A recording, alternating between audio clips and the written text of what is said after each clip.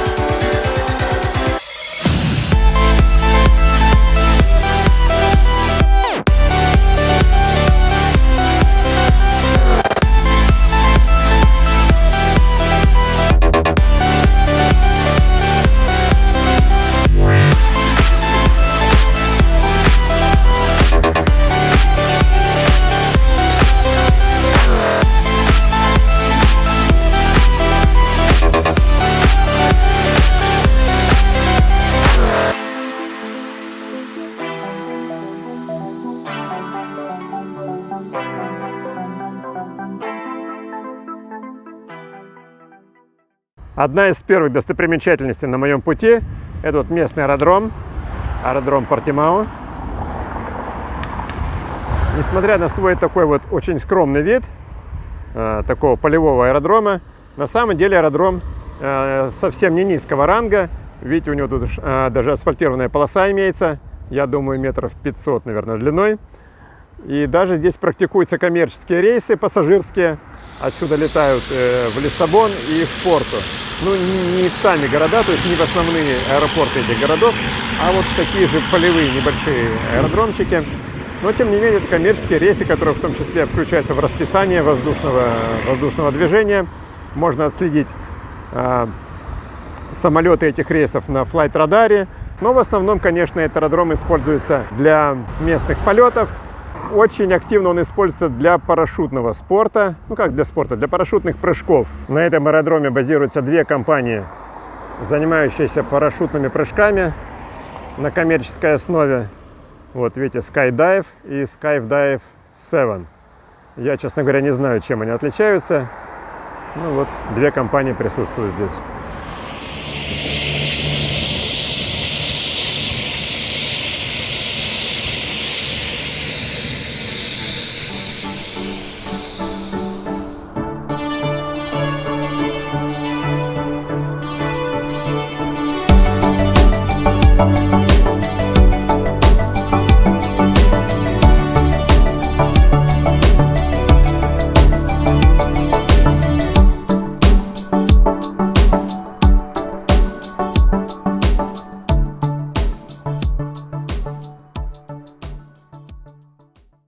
Я отъехал от аэродрома буквально там, не знаю, километра полтора. Вот видите, где вот этот домик с башенкой. Вот там находится аэродром. Ну, я ехал не напрямую, естественно, по дороге. Тут, ну, говорю, километра полтора, наверное. И сейчас я нахожусь уже, ну, в общем-то, в откровенно такой сельской местности. То есть все явные признаки урбанизации закончились. Вы видите, здесь вот небольшой поселок у нас белеет на горизонте. Ну, до него тут где-то порядка километра. То есть это уже не город, это поселок там недалеко от города Портимао. Сам город Портимао остался вот в том направлении. И если ехать отсюда напрямую, до моего дома здесь, наверное, ну, порядка 3 километров, вряд ли больше. И вот этих несчастных 3 километра, и все, я за городом. То есть я не ехал ни одного метра практически по каким-то активным автомобильным дорогам, то есть какими-то малозначимыми, либо вообще такими проселочными такими дорожками пробрался сюда. Нахожусь сейчас на берегу залива, точнее в данный момент я нахожусь не на берегу, я стою на дамбе. И вот в акватории этого залива, лиман, залив, называйте как хотите, пройдет большая часть моего приключения. Ну, на мой взгляд, наиболее интересная часть. Короче, поехали посмотрим. Поскольку мы находимся на берегу океана, то приливно-отливные явления, они очень ощутимы. Вот сейчас вода идет на прибыль, то есть поднимается, где-то она примерно уже близка к верхнему уровню, то есть прилив, полный прилив почти. И, соответственно, внешний уровень воды, он выше, чем внутренний. И видите, вот здесь с дамбы очень активно происходит переток воды во внутреннюю часть. Через несколько часов начнется отлив, вода, соответственно, начнет двигаться в противоположную сторону.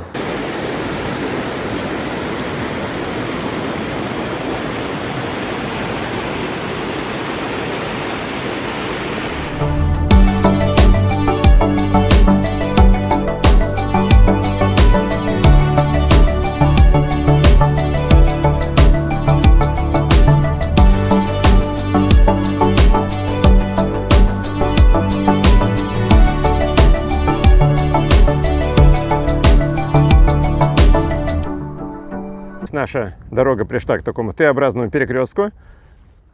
Направо одна дамба, но теперь уже это такая грунтовая дамба. И налево то же самое. На самом деле это все одна и та же дамба. Она имеет такую, скажем, подковообразную форму. То есть начинается она где-то вот там на горизонте. Идет вот сюда. Дальше проходит вот там, закругляется, заворачивает. И пошла опять в обратном направлении и заканчивается где-то вот там на горизонте.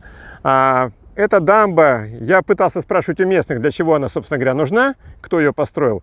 Никто мне вразумительного ответа не дал. Но путем собственных логических домыслов я пришел к выводу, что вот, видите, я не знаю, видно ли очень хорошо, видите, на горочке находится ферма. Она в данный момент какая-то такая полузаброшенная, но по сей день действующая.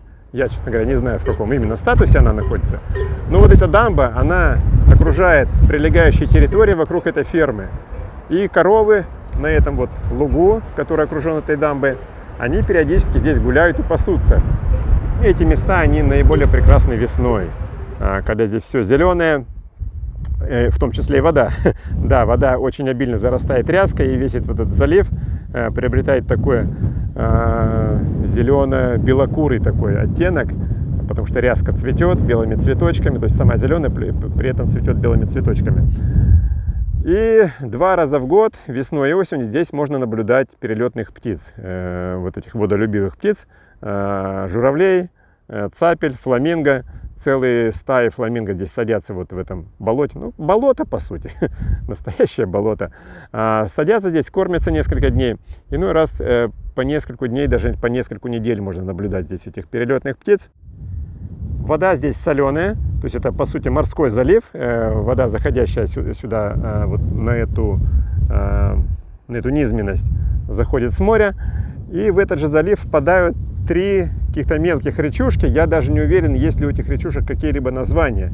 Если посмотреть на карте, то видно, что он имеет таких 3 рукава, то есть как бы 2 основных, и потом один из них распадается еще на два русла и образует такой вот лиман.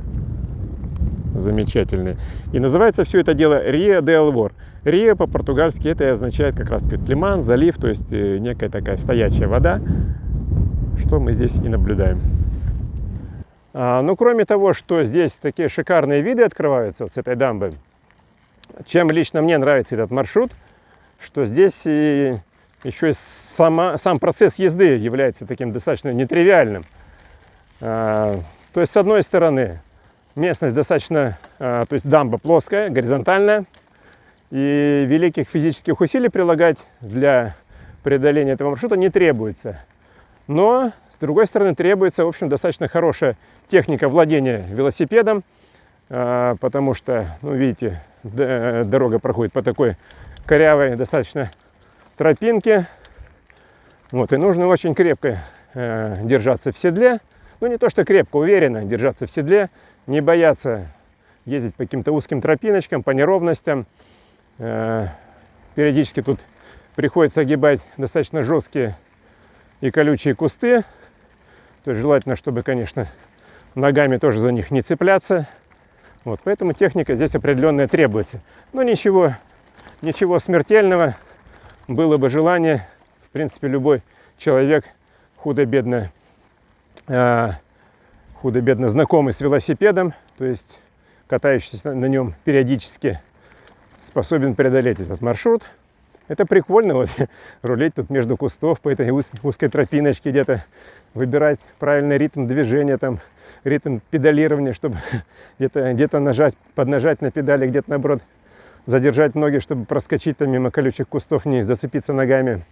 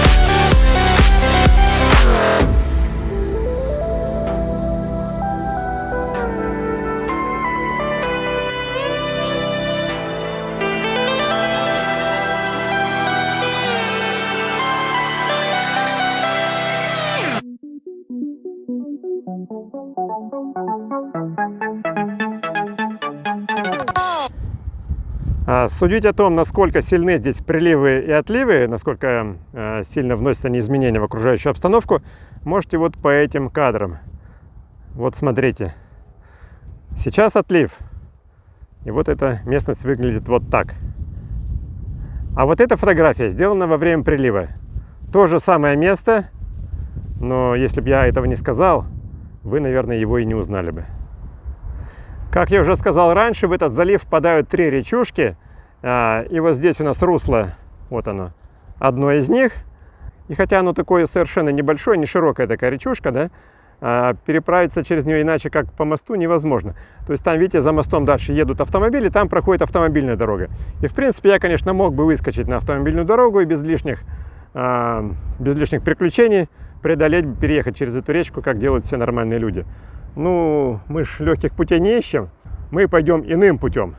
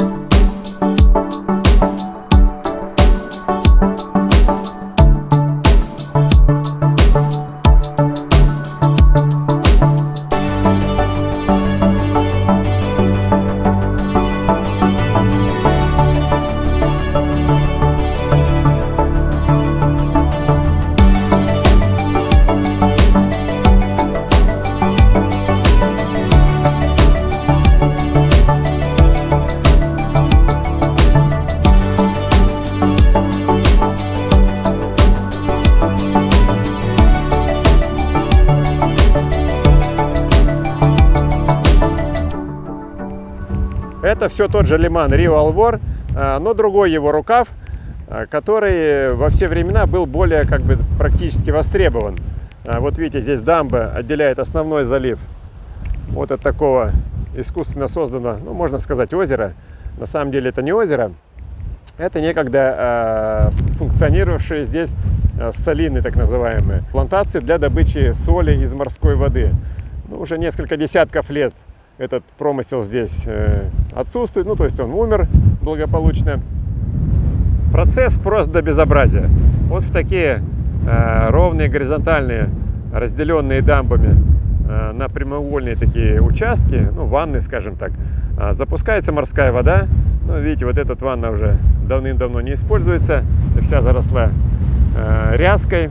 И потом, естественным образом, на солнце эта вода испаряется, и на дне такого бассейна осаждается морская соль, которую потом собирают, ну и, соответственно, там продают. Я помню еще буквально там 5-10 лет назад, как вот на этих отмелях люди ковырялись во время отлива и добывали моллюсков. Но сейчас, видите, там только остатки, то есть ракушки, раковинки пустые валяются.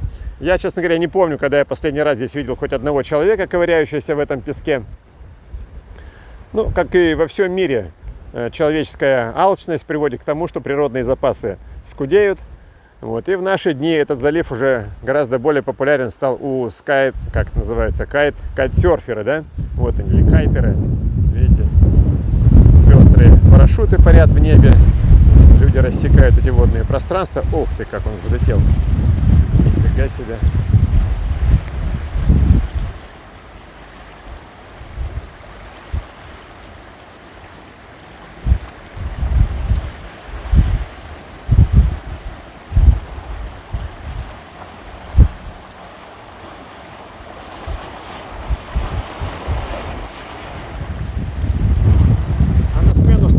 Копателям моллюсков пришли специализированные фермы. Вот видите, стоят здесь в заливе столбики, огораживающие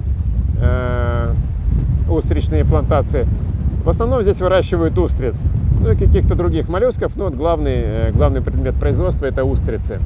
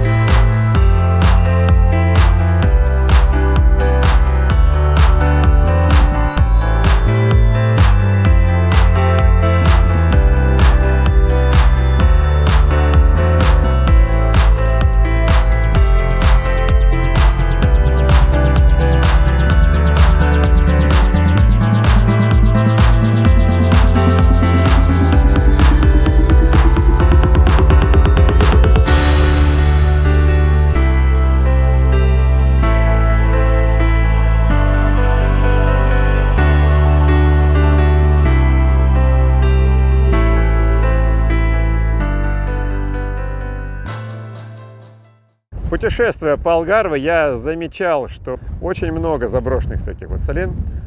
И в настоящее время, честно говоря, не знаю, в каком они статусе пребывают. Ну, у разных солен разная судьба. Конкретно вот у этой я до сих пор путаюсь в догадках, является ли это чьей-то частной территорией, или это же все-таки было взято под какую-то муниципальную там, или государственную собственность. И здесь организован такой некий аналог, ну, заповедника, что ли. Видите, здесь очень любят отдыхать чайки, фламинго, аисты, ну и вся эта вот водяная перелетная живность.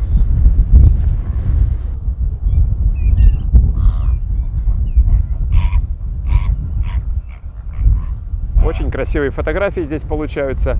Но вот, к сожалению, ну, я не настолько там великий фотограф или там видеосъемщик, чтобы обзавестись профессиональной аппаратурой и издалека снимать фламинго и вот всех этих птиц. А подобраться к ним близко очень тяжело. Они очень пугливые и сразу, ну, если не улетают, то, по крайней мере, уходят подальше от человека. Ну, и если начинаешь активно двигаться в их сторону, они прям таки взмывают в воздух и перелетают на новое место. Я покидаю зону Салин.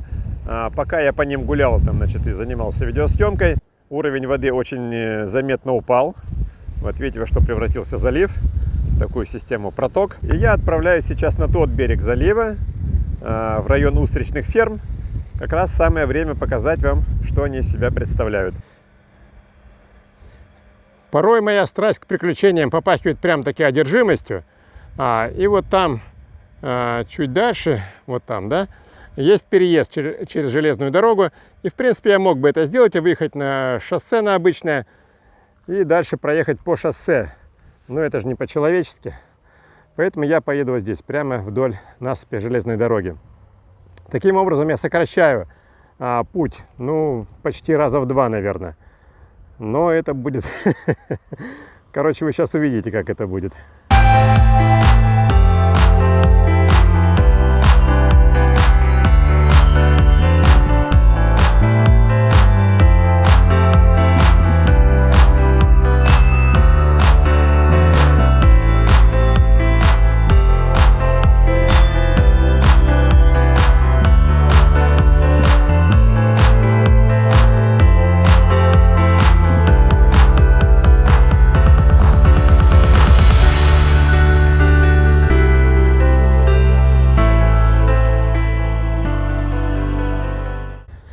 Вот это самая крупная, третья речушка, впадающая в Алворский залив.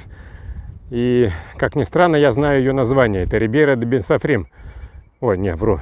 Рибейра де Адьяшер. Вот, точно. Ну, видите, достаточно широко по сравнению с другими речушками русло. Нас ждет очередной мост. Опять железнодорожный. И в этот раз такой более серьезный. А за мостом... За мостом. А за мостом как за мостом. Сейчас у нас отлив, русло реки и вот начинающийся залив, собственно говоря, приобретают вот такой вот вид. Очень обширные отмели. А это один из ярких примеров того самого моллюскодобытчика. То есть люди занимаются, ну, для кого-то это профессиональный промысел, кто-то так больше для собственного удовольствия. Собирают моллюсков, то есть моллюски вводятся в иле, то есть там для них питательная среда, соответственно, в этом иле нужно ковыряться. Ну, вот этот человек все-таки более, я так понимаю, профессионально этим занимается. У него там большая корзина, он прямо загребает там энное количество этого ила, промывает, и в остатке остается то, что он ищет. Вот. Я в свое время занимался этим, конечно, более как бы по-любительски, просто там ковырялся руками в этом иле. За 3-4 часа можно было наковырять там практически целое ведро этих моллюсков. Есть 3 основных разновидности, наиболее почитаемые португальцами. По-португальски это называется бербегао, амейжуа и лингерао. Все ли они водятся в акватории вот в этой реке, я, честно говоря, не знаю. Лично я собирал здесь бербегао.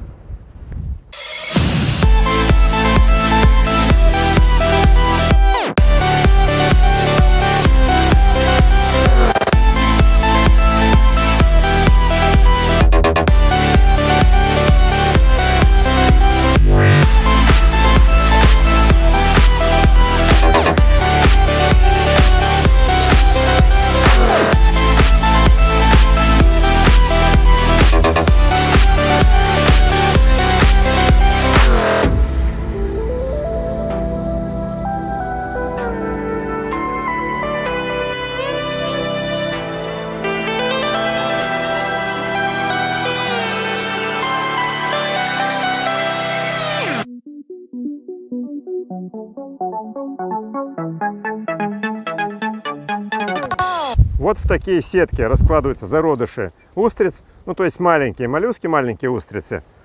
Набиваются ими такие мешки, сетки. Видите, здесь целые штабеля стоят. И потом раскладываются в море на соответствующие там стеллажи, стапеля. И просто там лежат, питаются этой, значит, органикой, содержащейся в морской воде, и постепенно растут. Через какое-то там время эти сетки вытаскивают, соответственно, высыпают там уже более подросшие крупные устрицы, и их отправляют уже на прилавок. Я могу ошибаться, но, на мой взгляд, вот это самая преуспевающая устричная ферма из тех, которые здесь существуют. Но, во всяком случае, выглядит она так довольно респектабельно, ну, если это можно так назвать. Вот, то есть все аккуратненько так организовано, налажена продажа готовой продукции местного населения. То есть любой желающий в эти ворота заезжает, просто там говоришь, сколько тебе нужно. 2, 3, там, 5 килограмм. Тут же расплачиваешься деньгами, у них там весы, все налажено, они тебе тут же взвешивают, расфасовывают в пакетик. Все, взял, поехал. Вот так выглядят готовые к употреблению устрицы, которых производят на этой ферме. Вот видите, размером с пол-ладони, наверное. В свое время, когда это у них продавались достаточно большие, тут в целую ладошку такие устрицы, я не знаю почему, в последнее время они стали продавать таких вот не очень больших. Ну, я где-то слышал, кстати говоря, что большие устрицы это не здорово. То есть вот среднего размера они вроде как более вкусные. А может быть они самые как бы большие там и товарные отправляют на продажу, а вот то, что такое вот не совсем как бы там выросшее, реализуют местному населению. Вот здесь в этом пакете у меня 3 килограмма. Стоят они, значит, 5 евро за килограмм. Короче, я сейчас буду их употреблять. Ну а для тех, кто не знает, как это делается, краткий видеокурс. Сейчас я тут выберу что-нибудь посмачнее такое. Ага. Ну ладно, пусть будет вот это. Значит, устрица обыкновенная. Есть натуральный морепродукт, предназначенный для смачного... Нет, не так. Для смакования. Вот. Ага. Значит, тут у меня совершенно случайно в кустах обнаружился такой ярко-желтый рояль, при ближайшем рассмотрении оказавшийся лимоном. Он нам очень пригодится. Значит, устрицы скрываются, ну, можно, конечно, вскрывать чем попало, но лучше это делать специальным ножом. Вот у меня такой устричный нож, покупался в обычном супермаркете. Ну, как в обычном, во французском. Вот. Чем он примечателен? У него не длинное, но очень такое толстое, мощное лезвие. Оно не обязательно должно быть острым, но должно иметь очень острый кончик. Значит, устрицу можно вскрывать. Ну, кто-то советует вскрывать ее сбоку, кто-то с торца. После моих личных опытов я решил, что все-таки с торца удобнее и эффективнее. Значит, вот этот острый ножик мы просто втыкаем в торец между створками. Устрица это, по сути, такая, как сказать, лягушка такая. Здесь у нее шарнир, и здесь мышца, соединяющая створки. Значит, всовываем нож в торец, мы разрушаем шарнир, и, соответственно, раковина открывается гораздо легче. То есть вот так вот, мы лучше во что-то ее упереть, на руках неудобно это делать. Лучше упереть во что-то, скажем, вот у меня тут такой вот импровизированный стол, и втыкаем нож сюда в торец ей. И просто надламываем. Все, мы шарнир разрушили. Дальше просовываем этот нож туда поглубже. Мышца находится где-то примерно здесь, вот в середине. И эту мышцу нужно разрезать. Вот я ее просто надрезаю. Все, створки. Ага, не надрезал. Ну ладно, сейчас. Вот она здесь мышца. Ее нужно разрезать. Все. Створка отделилась. Эта створка нам уже не нужна. Мы ее убираем пока в сторонку. Здесь в устрице присутствует энное количество жидкости. Это морская вода, самая обыкновенная. Мы ее сливаем. Сливаем, значит, подрезаем вторую часть мышцы. То есть отделяем эту мышцу от второй створки. Вот таким вот образом подрезали. Все, устрица у нас оказалась в свободном плавании. Она свободно перемещается по створке, то есть ее можно отсюда уже скушать. Опять лишнюю жидкость сливаем. Кстати, говорят, что устриц можно употреблять только в месяцы, в названии которых есть буква «Р». То есть начиная с сентября и заканчивая апрелем. Это все фигня. Сегодня у нас на дворе 24 мая, я ее употребляю, ничего со мной не случится. Просто в этот период с мая по август включительно устриц период размножения. И вот видите, вот это белое, как обяка, это не что иное, как икра устрицы. То есть я подозреваю, что кто-то когда-то придумал это правило для того, чтобы ограничить употребление устриц, тогда, когда их еще не выращивали искусственно и собирали в основном естественным образом в природной среде, для того, чтобы они просто их поголовье не перевелось, чтобы они имели возможность размножаться, поэтому придумали это правило, чтобы в летний период их никто не ел. Съедобные, нормально. Значит, вскрыли устрицу. Ну, правда, в этот период у них такой довольно своеобразный вкус. То есть вот, зимние устрицы от летних, они по вкусу отличаются. Летняя, она такая более жирная, что ли, такая, прямо чувствуется в ней вот эта вот молочная какая-то составляющая за счет икры. Зимняя устрица, она, конечно, более такая диетическая, более сухая, скажем так, на вкус. Теперь, значит, нам нужно буквально 2 капельки лимонного сока. Вот реально 2 капельки. Раз, два. Все. Больше, ну, 3. Хорошо. Пусть будет 3. И все вот это вот дело отправляется в ротик.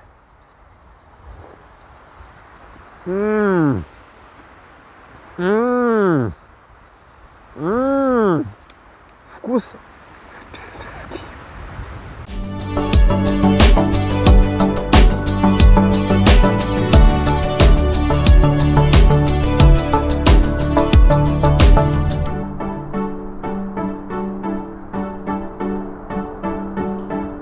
Еще одна сказка про устриц. Это то, что говорят, что для того, чтобы распознать свежая устрица там, или пропавшая уже, когда свежую устрицу вскрываешь, то она пищит.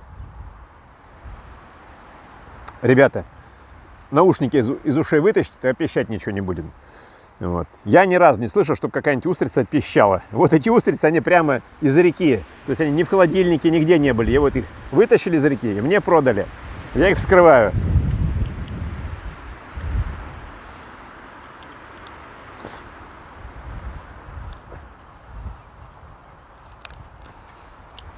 Вы что-нибудь слышите? Я ни хрена не слышу.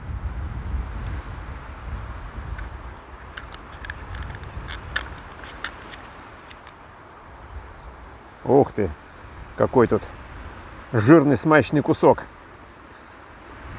оторвался. Кстати, ну снова к вопросу об летних и зимних устрицах. Я уже сказал, что все это фуфло насчет того, что летних устриц нельзя употреблять, можно. Но изменения все-таки реально присутствуют. Это мне сказали люди, которые занимаются их выращиванием. Летние устрицы, они, говорят, более хрупкие. Поэтому летом они их чисто выращивают, они их не экспортируют, не отправляют на продажу. Летом они у них, ну, тем более летом как бы тепло, и они более быстро растут. Вот. А на продажу они их начинают отправлять уже вот как раз в сентябре. Потому что летом вот за счет того, что у них период этого нереста, период размножения, у них сами раковины, говорит, получаются более хрупкими. Я не знаю, почему, с чем это связано. Вот. И, говорит, ты можешь упаковать там целую фуру этих устриц отправить, а пока она там 2 или 3 дня будет до Франции ехать, из них там, ну, буквально половина устриц может просто там поколоться, разрушиться. Раз, два, 3. Ровно 3 капли. Но я их употребляю летние и зимние за милую душу. Ну что, я достиг самой дальней точки. Ну не точки, самой дальней точки, можно сказать, моего маршрута. На данный момент я проехал, ну то есть у меня на велосипеде там спидометр показывает одно. Запись трека, я веду запись трека. Трек показывает немножко другие значения. Ну я думаю, что для порядка где-то 16 километров, наверное, я прокатился уже.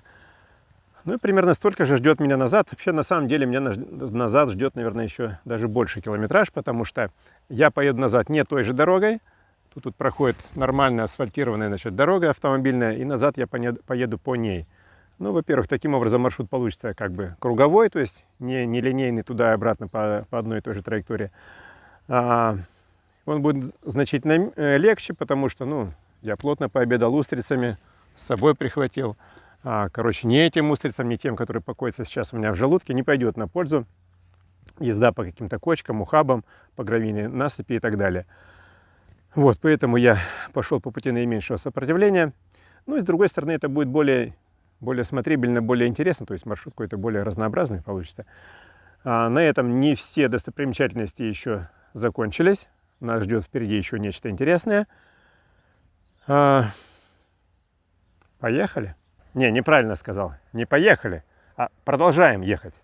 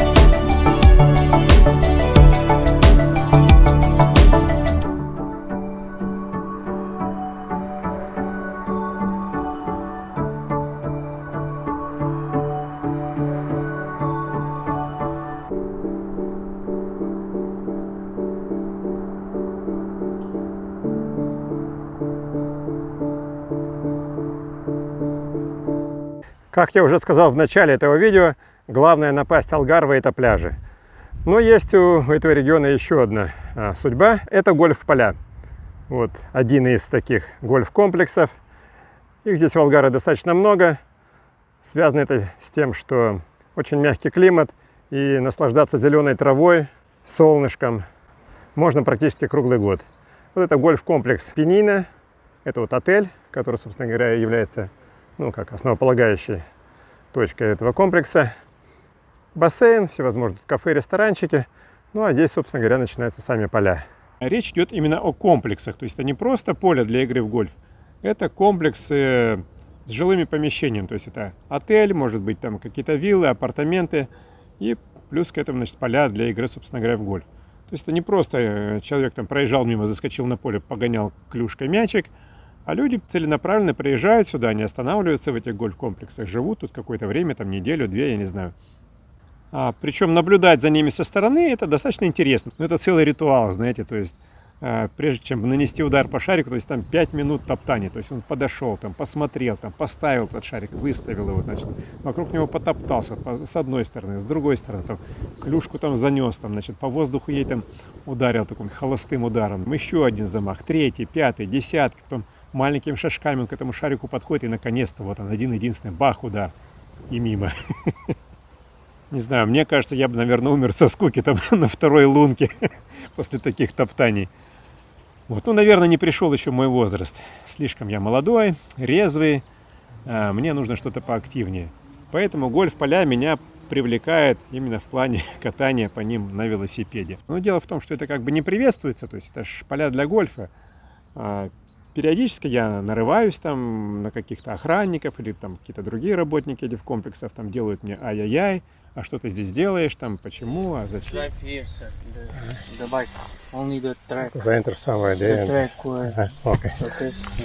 Уезжай быстрее, сейчас тебе шарик в башка попадет, совсем мертвый будешь. Вот, я говорю, конечно, конечно, и уезжаю, как бы уезжаю. Ну, то есть продолжаю в другом направлении.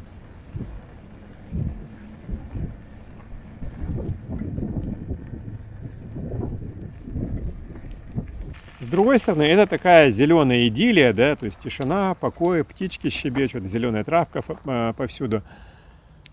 И когда у меня нет настроения заниматься какими-то яркими такими дикостями, да, то я вот приезжаю на гольф-комплекс на тот или иной, катаюсь по нему. Все такое для успокоения души. А гольфисты, они люди воспитанные, они тебя не побьют, не поругают, ну, могут пожаловаться, конечно, кому-то. Но чаще наоборот, они как-то встречают меня какими-то неудоуменными взглядами, типа, а что этот парень тут заблудился, что ли? Там спрашивают, там что-то, пытаются помочь мне дорогу показать правильно. Sorry? Do it. It's safe now. When you can bicycle. No problem. Okay, thank you. Я говорю спасибо. Уступают мне дорогу, там, когда я еду на велосипеде, а он на своем там гольф-каре.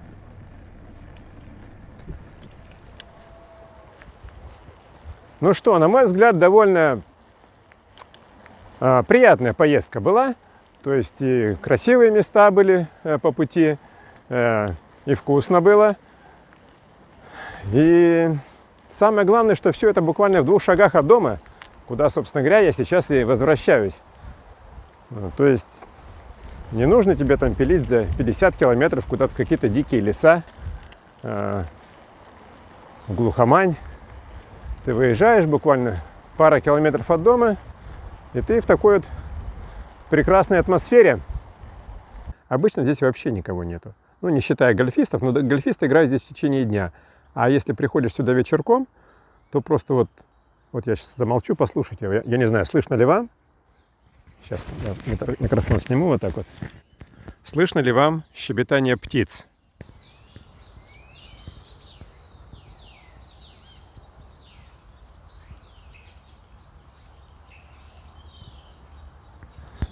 Ну, в общем, их не так, чтобы очень много, но слышимость такая, что тишина, просто тишина, никого нету.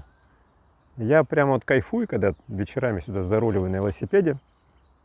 Не то, чтобы я прямо активно катаюсь по всем этим дорожкам, то есть, знай меру, наглей, но знай меру. Он просто вот даже так присесть где-то там в тени деревьев, покайфовать, так вот, порелаксировать, как называется, помедитировать, помедитировать.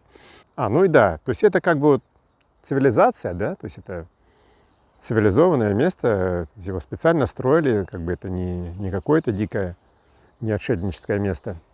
Но здесь такое ощущение, что народу и вообще как бы жизнь замирает еще больше, чем вот в тех диких местах, по которым я сегодня катался, которые вам показывал. Подписывайтесь на канал и смотрите мои дальнейшие путешествия, приключения. На самом деле я как бы решил открыть такую целую рубрику, плейлист, и создать несколько видео про Алгарве, именно вот такого нетрадиционного плана. То есть в том числе там будут и пляжи, конечно, но я не буду на них лежать, я просто мимо них, скорее всего, проеду и посмотрю, и покажу вам, как они выглядят со стороны. Как-то так. Я имею в виду, что вот эта вот догма, да, людей, если это курортный регион, если на нем есть куча пляжей, то ни о чем другом больше думать и не стоит. Самое обидное, что так думают не только приезжие люди, то есть их-то можно понять, особенно тех людей, которые не живут на море. Но я примерно те же настроения вижу и в среде местного населения, то есть немногие уже в таких вот шикарных краях, в шикарных условиях. То есть вот это только один из примеров сегодняшнего путешествия того, чем и как можно заняться в Алгарве. Таких мест достаточно здесь. И с одной стороны, я благодарен этим людям и моей судьбе за то, что там никого нет. Я чуть ли не в гордом одиночестве путешествую, лазю по таким местам, никого нету. Слава Богу, и пусть там никого не будет. Я буду там один. Я счастлив. Вот. Но, с другой стороны, как-то обидно за народ, за человечество, что люди уперты вот в какие-то общепризнанные такие а-ля ценности, как то пляжи там какие-то, не знаю, там дискотеки, супермаркеты, просто пропускают мимо глаз, мимо ушей вот такие вещи, за которыми и ходить-то далеко не нужно. Просто имей желание.